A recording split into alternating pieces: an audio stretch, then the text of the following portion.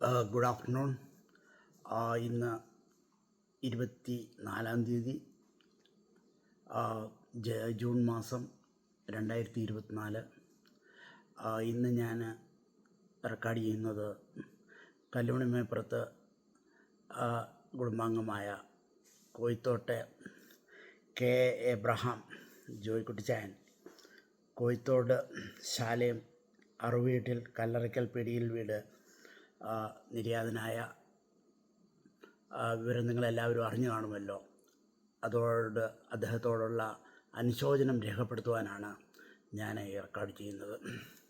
വിദൂരത്തായതുകൊണ്ട് ജോയിച്ചായനെ നേരിട്ട് കാണാൻ സാധിക്കാത്തതിലുള്ള അഗാധമായ ദുഃഖം ഞാൻ ഈ അവസരത്തിൽ ഓർക്കുകയാണ്. ജോയിക്കുട്ടിച്ചായൻ കോയിത്തോട്ട് കുടുംബത്ത് ആണ് ജനിച്ചത്. കോയിത്തോട്ടെ അവറാച്ചായൻ്റെ മൂത്ത മകനായിരുന്നു. ജോയിക്കുട്ടിച്ചായൻ്റെ മദറാണ് കല്ലുമണിമേപ്പുറത്തെ ചിന്നമാമ. ചിന്നമാമ എന്ന് പറയുന്നത് എൻ്റെ പപ്പായുടെ സഹോദരിയാണ്, മൂത്ത സഹോദരിയാണ്. ചിന്നമാമയുടെ 7 മക്കളിൽ മൂത്ത പുത്രനായിരുന്നു ജോയിക്കുട്ടിച്ചായൻ. ജോയിക്കുട്ടിച്ചായൻ ഇന്ന് 85-ാമത്തെ വയസ്സിൽ നിര്യാതനാകുന്ന സമയത്ത് കല്ലുമണിമേപ്പുറത്ത് കുടുംബമായിട്ട് നല്ല ഒരു ബന്ധമാണ് ഉണ്ടായിരുന്നത്. അത് 2 രീതിയിലും ഉണ്ടായിരുന്നു. അതൊക്കെ നിങ്ങൾക്ക് എല്ലാവർക്കും അറിയാവുന്നതാണല്ലോ. ജോയിക്കുട്ടിച്ചായൻ പ്രത്യേകമായ കുറേ കാര്യങ്ങൾ ഉണ്ട്. കാരണം എന്താണെന്ന് ചോദിച്ചാൽ, കല്ലുമണിമേപ്പുറത്തെ ആദ്യത്തെ ഏകജാതന പുത്രനായിരുന്നു, പുന്നാര മകനായിരുന്നു ജോയിക്കുട്ടിച്ചായൻ. കാരണം ചിന്നമാമയുടെ ആദ്യത്തെ മകനാണ്. ജോയിക്കുട്ടിച്ചായൻ മാത്രമാണ് കൊച്ചുമക്കളിൽ കല്ലുമണിമേപ്പുറത്തെ കുട്ടിച്ചായനെ കണ്ടിട്ടുള്ളത്. അത് ജോയിക്കുട്ടിച്ചായനോട് അദ്ദേഹത്തിൻ്റെ കാര്യങ്ങളൊക്കെ പറഞ്ഞിട്ടുമുണ്ട്. ജോയിക്കുട്ടിച്ചായന് മാത്രമേ വിവരിക്കാൻ പറ്റിയിട്ടുള്ളൂ. ഈവൻ എൻ്റെ മദറിന് പോലും കല്യാണം കഴിച്ച് വരുമ്പം മദറിന് പോലും ആ അപ്പച്ചനെ കാണാൻ സാധിച്ചിരുന്നില്ല. എന്നാൽ ജോയിക്കുട്ടിച്ചായൻ അതിനുള്ള ഭാഗ്യമുണ്ടായിരുന്നു. കുട്ടിച്ചായനെ പറ്റി നല്ല കാര്യം. കുട്ടിച്ചായൻ എന്ന് പറയുന്നത് ബേബിച്ചായൻ്റെയും കല്ലുമണിമേപ്പുറത്തെ എൻ്റെ ഫാദറായ പോത്തൻ സാറിൻ്റെയും പിതാവായിരുന്നു. അദ്ദേഹം ഇന്നത്തേക്ക് ഏറെക്കുറെ 130 വർഷം മുമ്പ്, 100 വർഷം മുമ്പ്, ബേബിച്ചായൻ 85 വയസ്സിൽ മരിക്കുമ്പോൾ 7 വയസ്സ് ഉണ്ടായിരുന്നുള്ളൂ. അപ്പോൾ ഒരു 80 വർഷങ്ങൾക്ക് മുമ്പ് ഈ ഭൂമുഖത്ത് നിന്ന് മാറ്റപ്പെട്ട ഒരു പിതാവാണ് കല്ലുമണിമേപ്പുറത്തെ കുട്ടിച്ചായൻ. കുട്ടിച്ചായൻ്റെ കൊച്ചുമോനാണ് ജോയിക്കുട്ടിച്ചായൻ. ജോയിക്കുട്ടിച്ചായൻ്റെ എന്നോട് പറഞ്ഞിട്ടുണ്ട്, ചെറുപ്പകാലം കൂടുതൽ സമയവും മല്ലപ്പള്ളി ദേവങ്കര ആനിക്കാട്ടുള്ള ഞങ്ങളുടെ കുടുംബ വീട്ടിലാണ് ജീവിച്ചിട്ടുള്ളത്. അതിന് പ്രധാന കാരണം ആ വീട്ടിലെ ഏറ്റവും മൂത്ത മകനായിരുന്നുകൊണ്ട് ജോയിക്കുട്ടിച്ചായൻ അതുപോലെ വാത്സല്യവും. ജോയിക്കുട്ടിച്ചായൻ എല്ലാവർക്കും വന്ന ആ കാലത്ത് കുടുംബ വീടുമായിട്ട് നല്ല ബന്ധമുണ്ടായിരുന്നു. ജോയിക്കുട്ടിച്ചായനെ ഞാനും ജോയിക്കുട്ടിച്ചായനും തമ്മിൽ ഒരു 20 വയസ്സിൻ്റെ വ്യത്യാസമുണ്ട്. ജോയിക്കുട്ടിച്ചായൻ എൻ്റെ ഫസ്റ്റ് കസിനാണ്. ഞങ്ങളുടെ കുടുംബത്തിലെ ഏറ്റവും മൂത്ത കസിനാണ് ജോയിക്കുട്ടിച്ചായൻ. അപ്പം ജോയിക്കുട്ടിച്ചായനും എൻ്റെ ഫാദറും എന്ന് പറഞ്ഞാൽ അമ്മാച്ചനാണ്. ജോയിക്കുട്ടിച്ചായൻ ഏറ്റവും ഇഷ്ടമുള്ള ഉമ്മിച്ചായൻ എന്ന് പറഞ്ഞാൽ ഒത്തിരി സ്നേഹിച്ചിരുന്നു. അതുപോലെ തന്നെ തിരിച്ചു എൻ്റെ അച്ചായനും ജോയിക്കുട്ടിച്ചായൻ എന്ന് പറഞ്ഞാൽ വളരെ വളരെ സ്നേഹത്തോടെ അവരെയൊക്കെ ഒരു നിലയിൽ എത്തുന്നിടം വരെ അച്ചായൻ അവരുമായിട്ടൊക്കെ അവരുടെ ഓരോ കാര്യത്തിൽ ഇടപെട്ടിരുന്നു. ചിന്നമാമയും എല്ലാം ഞങ്ങളുടെ കൂത്രപ്പള്ളി വീട്ടിൽ വരികയും താമസിക്കുകയൊക്കെ ചെയ്തിട്ടുണ്ട്. അപ്പോൾ ജോയിക്കുട്ടിച്ചായനെ പറ്റി എനിക്ക് പ്രത്യേകമായിട്ട് പറയാനുള്ളത്, ജോയിക്കുട്ടിച്ചായൻ ഞങ്ങളെയൊക്കെ വളരെ വാത്സല്യത്തോടുകൂടിയാണ് സ്നേഹിച്ചിരുന്നത്. കൂത്രപ്പള്ളി വരുമ്പോഴും, അദ്ദേഹം വിശാഖപട്ടണത്തായിരുന്നപ്പോഴും പിന്നീട് സൗദി അറേബ്യയിലായിരുന്നപ്പോഴും ഒക്കെ വരുമായിരുന്നു. ജോയിക്കുട്ടിച്ചായൻ ഞാൻ ആദ്യമായിട്ടൊക്കെ എൻ്റെ ഓർമ്മ വെച്ച സമയത്ത് ഞാൻ ഓർക്കുന്നത്, എനിക്കൊരു 6 വയസ്സ് 7 വയസ്സുള്ളപ്പോൾ ജോയിക്കുട്ടിച്ചായൻ കൂത്രപ്പള്ളി വരുമായിരുന്നു. എല്ലാ ആഴ്ചയിലും ഓൾമോസ്റ്റ് വരുമായിരുന്നു. മലപ്പള്ളിയിൽ നിന്ന് ഒരു ബസ്സുണ്ട്, ആ ബസ്സിനായിരിക്കും വരുന്നത്, അല്ലെങ്കിൽ നടന്നായിരിക്കും ഒക്കെ വരുന്നത്. 6 മൈലല്ലേ ഉള്ളൂ. ജോയിക്കുട്ടിച്ചായനും അച്ചൻകുഞ്ചായനും കൂത്രപ്പള്ളി വരുന്ന കാര്യമാണ് എൻ്റെ ഓർമ്മയിലുള്ളത്. ഞങ്ങളന്ന് 5 പേരും വീട്ടിലുണ്ട്. ജോളിച്ചായൻ പഠിക്കുന്ന സമയമാണ്. സണ്ണിച്ചായൻ ആലുവയിലാണ്. പക്ഷേ ജോയിക്കുട്ടിച്ചായൻ വീട്ടിൽ വരും. ജോയിക്കുട്ടിച്ചായനും അച്ചൻകുഞ്ചായനും വീട്ടിൽ വന്നാൽ ഒരു 3-4 ദിവസം താമസിച്ച് അമ്മായി എന്നൊക്കെ പറയും. ചിലപ്പോൾ ഒരാഴ്ചയിലൊക്കെ കൂടുതൽ താമസിച്ചിട്ടുണ്ടെന്നുള്ളതാണ് എൻ്റെ ഒരു ഓർമ്മ. എന്നാൽ ഇവർ വീട്ടിൽ വന്നാൽ വെറുതെ ഇരിക്കുകയില്ല. ഈ അച്ചൻകുഞ്ചായനും ജോയിക്കുട്ടിച്ചായനും ഒക്കെ ഉള്ളൊരു സ്വഭാവം എന്താണെന്ന് വെച്ച് കഴിഞ്ഞാൽ, അവർ വളരെ യുനോ പറമ്പിലൊക്കെ കൃഷി ചെയ്യാനൊക്കെ ഞങ്ങളുടെ അച്ഛനെ സഹായിക്കുമായിരുന്നു.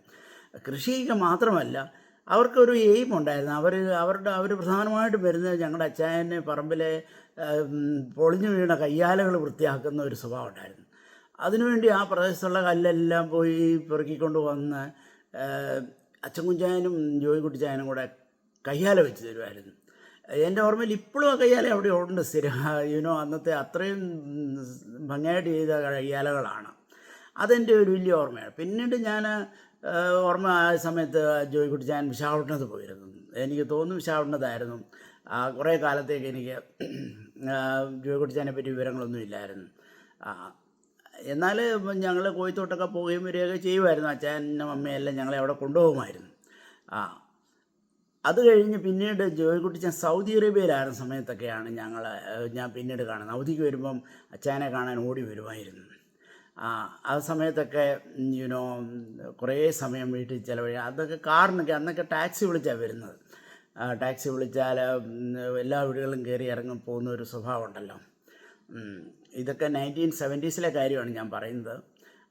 ജോയിക്കുട്ടിച്ചാനെ അപ്പം വീട്ടിൽ വരുമ്പോഴത്തേനും എല്ലാ കാര്യങ്ങളും ഞങ്ങൾ സംസാരിക്കുക എടുക്കുകയൊക്കെ ചെയ്യാറുണ്ട്. ഞങ്ങളെയൊക്കെ പഠന കാര്യങ്ങളൊക്കെ ചോദിക്കാറുണ്ട്. പിന്നീട് ജോയിക്കുട്ടിച്ചാൻ ഇതുപോലെ സൗദിയിലായിരുന്ന സമയത്ത് പിന്നെ ഞാനും പഠിത്തമൊക്കെ കഴിഞ്ഞിട്ട് നോർത്ത് ഇന്ത്യയിലൊക്കെ പോവുകയൊക്കെ ചെയ്തതുകൊണ്ട് കുറേ നാളത്തേക്ക് എനിക്ക് ഗ്യാപ്പ് വന്നിരുന്നു. അപ്പോൾ അതിനിടയ്ക്ക് അച്ഛൻ കുഞ്ചായൻ എനിക്ക് എടുത്തൊരു ഫോട്ടോ ഉണ്ട്. അത് അച്ഛൻ കുഞ്ചാൻ്റെ വൈഫ് അന്ന് ജർമ്മനിയിലായിരുന്നുകൊണ്ട് അച്ഛൻ കുഞ്ചാൻ ഒരു തവണ വീട്ടിൽ വന്നപ്പം ഒരു ഫോട്ടോ എടുത്തത്. ഞാൻ നോർത്ത് ഇന്ത്യ പോയപ്പം ഞങ്ങളുടെ ഫാമിലി ഫോട്ടോ ആയിട്ട് ആ ഒരു ഫോട്ടോയും കൊണ്ടാണ് ഞാൻ പോയത്. അതൊരു പോളറോയിഡ് ഫിലിമാണ്. ഇൻസ്റ്റൻറ്റ് വാഷ് ചെയ്ത് വരുന്ന പോലുള്ള ടൈപ്പ് ഫിലിമാണ്.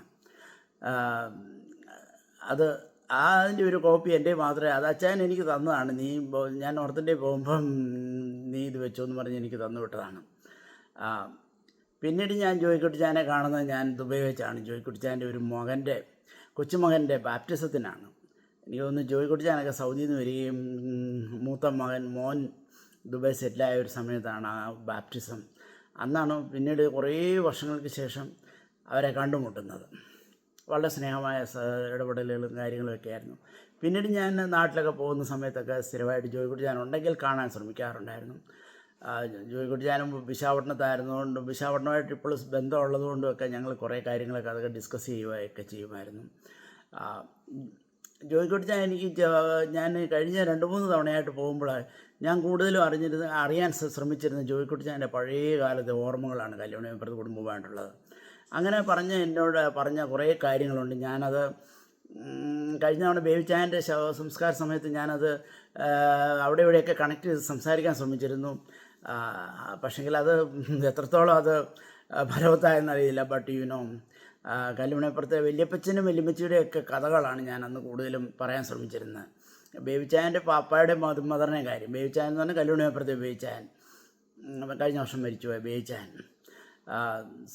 സജുവിൻ്റെ സന്മോൻ്റെയൊക്കെ പപ്പ. അത് എൻ്റെ ഉപ്പാപ്പനായിട്ട് വരും. എൻ്റെ ഫാദർ 1990 മരിച്ചുപോയി. ഞാൻ കൂതർപ്പള്ളി വെച്ചായിരുന്നു മരണം. അധ്യാപകനായിരുന്നു. ജോയിക്കുട്ടിച്ചായനും ഞങ്ങളുടെ വല്യപ്പച്ചനെ കണ്ട ഒരേ ഒരാളെന്നുള്ള രീതിയിൽ ആ കൊച്ചുമക്കളിൽ ഞാൻ അത് വലിയൊരു കാര്യമായിട്ട് തന്നെയാണ് ഞാൻ അത് എടുത്തിരുന്നത്. ജോയിക്കുട്ടിച്ചാനിൽ നിന്നും അദ്ദേഹത്തെപ്പറ്റി കൂടുതൽ അറിയാൻ സാധിച്ചു. ആ കാര്യങ്ങളൊക്കെ അദ്ദേഹം എന്നോട് ഒത്തിരി പറയുകയൊക്കെ ചെയ്തു. പറയുന്നതെന്ന് പറഞ്ഞാൽ അദ്ദേഹത്തിൻ്റെ അവസാന നാളുകളിൽ കുട്ടിച്ചാൻ വയറിനൊക്കെ അസുഖമായിരുന്നു എന്നാണ് എനിക്ക് തോന്നുന്നത്. അതൊരു ഹെറിഡിറ്ററി പ്രോബ്ലം പോലുള്ള ഒരു അസുഖമായിരുന്നു. അതുകൊണ്ട് അദ്ദേഹത്തിന് വലിയ ഹോപ്പ് ലാസ്റ്റ് സമയത്ത് ഇല്ലായിരുന്നു എന്ന് തോന്നുന്നു. അദ്ദേഹം തിരുവനന്തപുരത്ത് മെഡിക്കൽ കോളേജിൽ പോവുകയും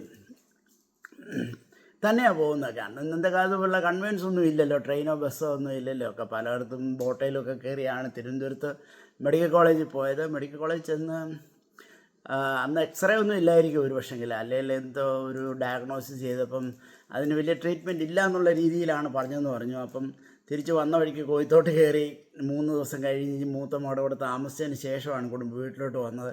കോയത്തോട്ട് ദൂരമൊന്നുമല്ല, ഒരു 2.5 മൈൽ 3 മൈലല്ലേ ഉള്ളൂ. എങ്കിൽ പോലും അന്നത്തെ കാലത്ത് ആറുമൊക്കെ അങ്ങനെ കിടക്കുന്നതുകൊണ്ടേ ചിലപ്പം ഈ ഒരു വെള്ളത്തിൻ്റെയൊക്കെ ഇഷ്യൂ കാണുമായിരിക്കും. പാലമൊന്നും ഇല്ലാത്ത കാലമല്ലേ. കോഴിത്തോട്ടിന് പോകാൻ പാലം കടക്കണ്ട, ബട്ട് ഇടവഴികളെല്ലാം വെള്ളമാണെങ്കിൽ ഫ്ലഡിങ് ആണെങ്കിൽ യെസ്. അപ്പം 3 ദിവസം കഴിഞ്ഞ് തിരിച്ച് വന്നു. പിന്നെ ഒരാഴ്ച കഴിഞ്ഞപ്പോഴത്തേന് ആൾ വിട്ട് വീട്ടിൽ വന്ന കാര്യവും ചിന്നമാമയും ജോയിക്കുട്ടിച്ചാനൊക്കെ കരഞ്ഞു വീഴിച്ച് ചെന്ന കാര്യവും കട്ടിലേൽ വളരെ സിക്കായിട്ട് കിടന്നിരുന്ന അപ്പച്ചനെ കണ്ട കാര്യമൊക്കെ വളരെ വ്യക്തമായിട്ട് എൻ്റെ ഒരിക്കൽ പറഞ്ഞിരുന്നു. അപ്പം ഞാൻ ജോയിക്കുട്ടിച്ചാനെ ശരിക്കും കണക്ട് ചെയ്യാൻ ശ്രമിച്ചിരുന്നത് കല്ലുണിപ്രദമായിട്ടുള്ള പഴയ ഒരു കുടുംബ പശ്ചാത്തലവും കാര്യങ്ങളും ഒക്കെ ആയിട്ടാണ്. അത് ജോയിക്കുട്ടിച്ചാൻ എൻ്റെ ഒരിക്കൽ പറഞ്ഞു തരികയും ചെയ്തിട്ടുണ്ട് നല്ല രീതിയിൽ തന്നെ.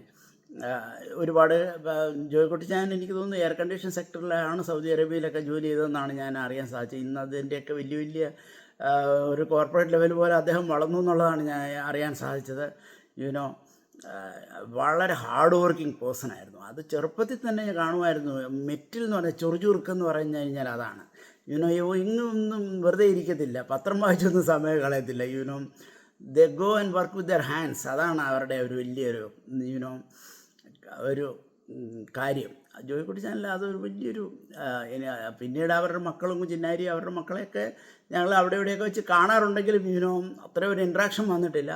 ബട്ട് ജോയിക്കുട്ടിച്ചാനും അച്ചൻകുഞ്ചാനും രാജച്ചാനും ഒക്കെ ആയിട്ട് ഭയങ്കരമായ കണക്ഷനായിരുന്നു, ഇൻറ്റിമേറ്റ് കണക്ഷനായിരുന്നു ആ കാലങ്ങളിലൊക്കെ. ഇന്നും അത് തന്നെ. സാബു സാൻഡിയൊക്കെ സണ്ണിച്ചാനൊക്കെ ഉണ്ടെങ്കിൽ പോലും അവരുമായിട്ടൊന്നും അത്രയും വന്നിട്ടില്ല. ജോയിക്കുട്ടിച്ചാൻ എന്ന് പറഞ്ഞാൽ ഞങ്ങളെ അതുപോലെയാണ് കൈകാര്യം ചെയ്തിരുന്നത്. ഞാൻ ദീർഘിപ്പിക്കുന്നില്ല. ജോയിക്കുട്ടിച്ചാനെ പറ്റി ഒരു 2 വാക്ക് അനുശോചനം പറയണമെന്ന് എനിക്ക് തോന്നി. കാരണം ഞാൻ ഈ വീട്ടിലേക്ക് കുത്രപ്പള്ളി അപ്പച്ചൻ്റെ ഏറ്റവും ഇളയ മകനായതുകൊണ്ടും ജോയിക്കുട്ടിച്ചാൻ ഏറ്റവും മൂത്ത മകനായതുകൊണ്ടും ഞങ്ങൾ തമ്മിലൊരു 20-22 വയസ്സിൻ്റെ ഡിഫറൻസ് ഉള്ളതുകൊണ്ടും I could relate it very much. അതാണ് എൻ്റെ അകത്തൊരു കാര്യം. നാളെ ഈ ഭൂമുഖത്ത് നിന്നും മാറ്റപ്പെടുന്ന ജോയിക്കുട്ടിച്ചായന് നിത്യശാന്തി നേരുന്നു. എല്ലാം പ്രാർത്ഥനയോടെ ഭംഗിയായി നാളത്തെ ചടങ്ങുകൾ നടത്തുവാൻ ദൈവം ഒരുക്കട്ടെ എന്ന് പ്രാർത്ഥിക്കുന്നു. ഇനിയൊരു ജന്മമുണ്ടെങ്കിൽ ഈ ഭൂമിയിൽ തന്നെ കാണാം, അല്ലെങ്കിൽ ജോയിക്കുട്ടിച്ചാനെ ആ നിത്യ തീരത്ത് വീണ്ടും കാണാം. താങ്ക് യു സോ മച്ച് ജോയിക്കുട്ടിച്ചായൻ. Thank you whatever you have done for us, done for our family. Your love, your unconditional love to all our siblings, our parents, which is beyond to elaborate. Thank you so much. Goodbye.